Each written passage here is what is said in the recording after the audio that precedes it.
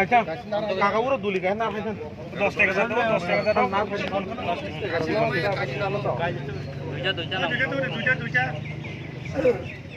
বড় বাইকে হ্যাঁ হ্যাঁ মিনিস্টার সাহেব আছে মিনিস্টার সাহেব পুরো ঠিক করে দিব ঠিক আছে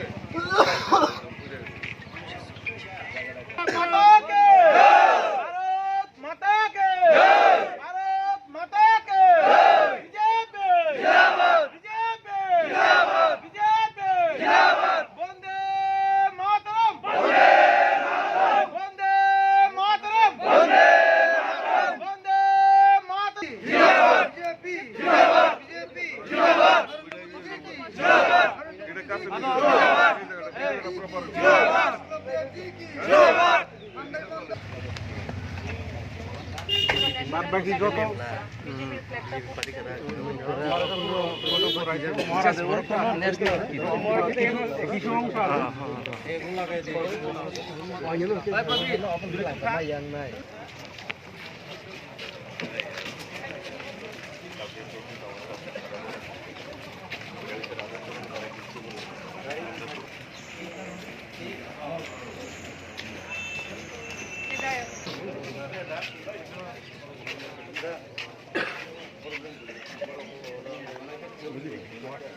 এখানে প্রায় ৬০-৭০ জন ছেলে মিলে ওইখানে একটা ডিস্টারবেন্স করার লেগে গেছে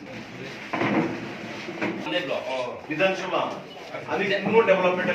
এটা গতকালের যে নিন্দনীয় ঘটনা, আমাদের মণ্ডলের পার্টি অফিস জ্বালিয়ে দেওয়া হয়েছে মান্দায়, তার থেকেও দুঃখজনক হচ্ছে আমাদের ত্রিপুরা রাজ্যের যিনি রূপকার, আধুনিক ত্রিপুরার মহারাজা বীর বিক্রম, যাকে আমাদের মুখ্যমন্ত্রী, আমাদের প্রধানমন্ত্রী এবং আমাদের সরকার সম্মান প্রদানের জন্যে আন্তর্জাতিক বিমানবন্দর যার নামে উৎসর্গিত করা হয়েছে, তার যে মূর্তি এখানে ছিল সেই মূর্তিকে পর্যন্ত ভাঙচুর করা হয়েছে। তো এটা যে রাজনৈতিক দল থেকে করা হয়েছে আমরা বলবো, বা আমাদের কার্যকর্তারা যাদেরকে প্রত্যক্ষদর্শী মানে নিজের সামনে থেকে দেখেছে, সেই রাজনৈতিক দলের আদর্শ হতে পারে না। সিপিআইএম থেকে এক সংখ্যক উচ্ছৃঙ্খল যুবক এই দলে প্রবেশ করেছে, এই দলকে কালিমালিপ্ত করে সিপিআইএমকে ফায়দা করে দেওয়ার জন্য। এটা আমি ওই রাজনৈতিক দলের নেতৃবৃন্দকে আহ্বান জানাবো যে এই বেনুজল যে প্রবেশ করেছে তাদেরকে চিহ্নিত করে অবিলম্বে তাদের বিরুদ্ধে ব্যবস্থা গ্রহণের জন্য, নতুবা আমাদের রাজ্যে অশান্তির বাতাবরণ তৈরি করে আমরা দেখেছি সিপিআইএম যখনই ক্ষমতার থেকে চলে যায়, সেটা ভারতবর্ষের যে কোনো রাজ্যে, পশ্চিমবাংলায় আমরা দেখেছি ঘোলা জলে তারা মাছ ধরতে চায়। এবং এটা হচ্ছে তাদের একটা প্রয়াস বা অপপ্রয়াস যে আসন্ন বিধানসভা নির্বাচনকে সামনে রেখে তারা বুঝতে পেরেছে যে 20টা এডিসি সিটে তারা শূন্য হয়ে গেছে, বাকি সিটগুলোতে তারা শূন্য হয়ে গেছে, আগামী দিনে খাতা খুলতে পারবে কি না সেটা সন্দেহ রয়েছে যথেষ্ট। তাই পাহাড়ি বাঙালির মধ্যে একটা রাজনৈতিক অস্থিরতা তৈরি করে শাসক দল যে বিজেপি রয়েছে তার বিরুদ্ধে যদি একটা অপপ্রয়াস করা যায়, তবে আগামী দিনে গোলাজলে মাছ ধরাটা সম্পন্ন হবে, যেটা আমরা কঠোর হস্তে সেটা মোকাবিলা করব, সাংগঠনিকভাবে মোকাবিলা করব, মানুষকে পাশে নিয়ে মোকাবিলা করব। এখানে আমরা এসেছি, আমাদের সহসভাপতি, সাধারণ সম্পাদিকা, আমাদের সাধারণ সম্পাদক, সহসভাপতিও আছেন, সম্পাদক, সবাই মিলে মণ্ডলের এখানে নেতৃত্ব আছেন, মাননীয় এসডিপিউর সঙ্গে আমরা কথা বলেছি, ওসি সাহেবের সঙ্গে কথা বলেছি। পুলিশের ভূমিকা পালন করবে, পুলিশের উপর আমরা কোনো রাজনৈতিক প্রেশার দিতে চাই না বিগত দলের মতো। পুলিশ যেটা বাস্তবসম্মত, যেটা সিদ্ধান্ত নিলে এলাকায় শান্তি শৃঙ্খলা রক্ষা করা যাবে, সেই সিদ্ধান্তই তারা গ্রহণ করবে। তো আমরা অফিসিয়ালি পুলিশের সঙ্গে কথা বলেছি, এলাকায় যেন শান্তি বজায় থাকে। কারণ আমি অ্যাপিল করব প্রত্যেকের কাছে, এটা জাতি উপজাতি প্রতিটা অংশের মানুষের রাজ্য, এই রাজ্যে আমাদের একসঙ্গে মিলেমিশে থাকতে হবে, এক ত্রিপুরা শ্রেষ্ঠ ত্রিপুরা গড়তে হবে, যেটা বীর বিক্রমজি স্বপ্ন দেখেছিলেন, যেটা আমাদের প্রধানমন্ত্রী স্বপ্ন দেখছেন, যেটা আমাদের মুখ্যমন্ত্রী স্বপ্ন দেখছেন। এই স্বপ্নকে আমাদের বাস্তবায়িত করতে হবে, পাহাড়ি বাঙালি সবাই মিলেমিশে। আমাদের মান্দায় এই ভারতীয় জনতা গতকালকে আমাদের ভারতীয় জনতা পার্টির আমাদের যে কার্যালয়, সেই কার্যালয়কে ভারতীয় জনতা পার্টি করতে পারবে না, ভারতীয় জনতা পার্টিকে রুখতে হবে, এই স্লোগানের ভিত্তিতে তারা আমাদের পার্টি অফিস জ্বালিয়ে দিয়েছে।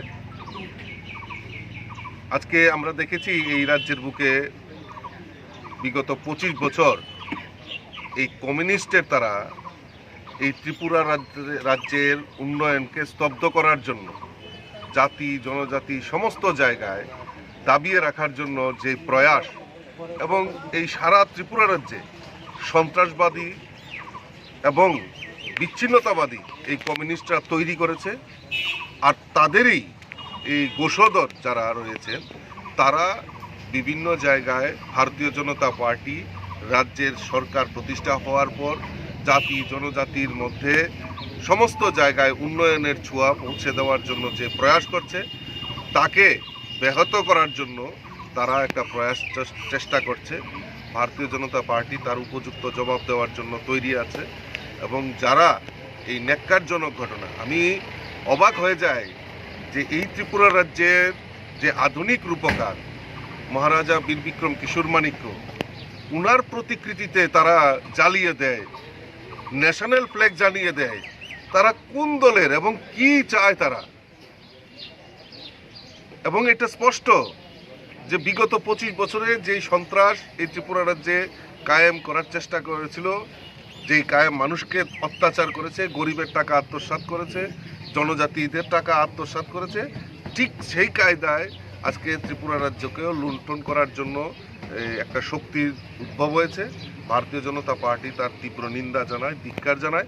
আমরা ভারতীয় জনতা পার্টির সমস্ত কার্যকর্তা, আজকে স্টেট লেভেল থেকে আমাদের মাননীয় মন্ত্রী মহোদয় ওইখানে এসছেন, এবং সমস্ত কার্যকর্তা, তাদেরকে আমি ধন্যবাদ জানাই। তারা সাহসিকতার সঙ্গে যেইভাবে আমাদের ভারতীয় জনতা পার্টির সঙ্গে দাঁড়িয়ে তার মোকাবেলা করার জন্য তৈরি আছেন, আমি তাদেরকে ধন্যবাদ জানাই। আজকে আমরা এখানে রাজ্য কমিটি থেকে এসেছি, আমার সঙ্গে জেনারেল সেক্রেটারি আমাদের মাননীয় মন্ত্রী মহোদয়ও আসছেন। আমরা তার উপযুক্ত জবাব দেওয়ার জন্য আমাদের কার্যকর্তারা তৈরি আছে। আমরা কোনো সন্ত্রাসবাদের কাছে আমরা মাথা নত করব না, এবং যারা এই কাজের সঙ্গে লিপ্ত আছেন আমরা পুলিশ আধিকারিকের সঙ্গে এখন বসবো এবং তাদের উপযুক্ত শাস্তি দেওয়ার জন্য আমরা রাজ্যের মাননীয় মুখ্যমন্ত্রী থেকে স্বরাষ্ট্রমন্ত্রী সকলের সঙ্গে আলোচনা করব। এবং এই যারা সন্ত্রাসবাদী, তারা সন্ত্রাসবাদী, তারা কোন পলিটিক্যাল, আমি এখানে পলিটিক্সের বড় জিনিস না, কিন্তু বড় জিনিস হলো যারা আতঙ্কবাদী, যারা এই রাজ্যের বুকে অশান্তি বাতাবরণ তৈরি করার চেষ্টা করছে, তারা কোন দলে সেটা বড় জিনিস না। বড় জিনিস হলো তারা সন্ত্রাসবাদী, তাদের উপযুক্ত শাস্তির জন্য রাজ্য সরকার নিশ্চয়ই পদক্ষেপ নেবে এবং কাউকে রেহাই করা হবে।